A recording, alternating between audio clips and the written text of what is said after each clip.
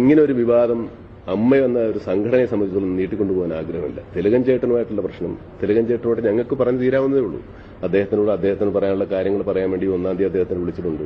അന്ന് അദ്ദേഹത്തിന് വരാൻ അസൗകര്യമാണെന്ന് അറിയിച്ചിട്ടുണ്ട്. ഇനി എന്നാണ് അദ്ദേഹത്തിന് സൗകര്യം അന്ന് നമ്മൾ അദ്ദേഹം പറയുന്നത് കേട്ടിട്ട് അദ്ദേഹത്തിന് ഞങ്ങൾ എന്താ ചെയ്യണമെന്ന് അദ്ദേഹത്തിന് ചെയ്തു കൊടുക്കുക. അല്ല അദ്ദേഹത്തിനോട് സിനിമയിൽ അഭിനയിക്കുകയോ അദ്ദേഹത്തിന് നിരോധിക്കുകയോ അദ്ദേഹത്തിന് അങ്ങനെയൊന്നും സംഭവങ്ങളൊന്നുമില്ല. ഇന്നിപ്പോ ഈ സിനിമയിൽ വേഷം ഉണ്ടെങ്കിൽ തിലകൻ ചേട്ടൻ അഭിനയിക്കും.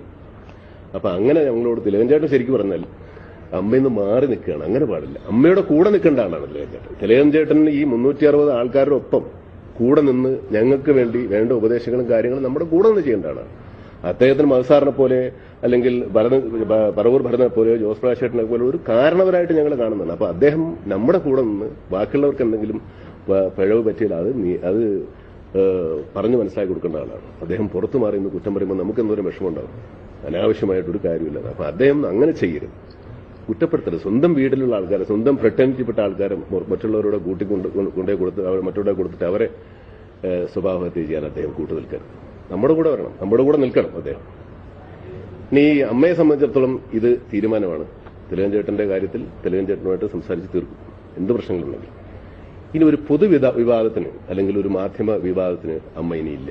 കാരണം ഇന്നലെ ജസ്റ്റിസ് വി.ആർ. കൃഷ്ണയ്യരുടെ ഒരു പത്രസമ്മേളനം ഉണ്ടായിരുന്നു. അദ്ദേഹം പറഞ്ഞു, ഇത് സാംസ്കാരിക രംഗത്ത് പ്രവർത്തിക്കുന്നവർ ഇങ്ങനെ പൊതുവേദിയിൽ വന്ന് അനാവശ്യമായ വിവാദങ്ങൾ ഉണ്ടാക്കരുത് എന്ന് അദ്ദേഹം പറഞ്ഞു.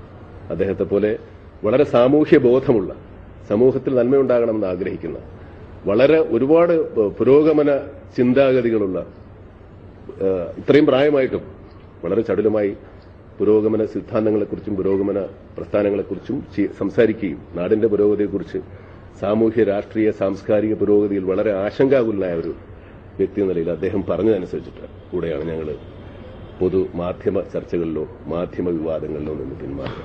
അമ്മയെ സംബന്ധിച്ചിടത്തോളം ഇന്ന് ഇവിടെ എല്ലാ പൊതു ചർച്ചകളും അവസാനിക്കും.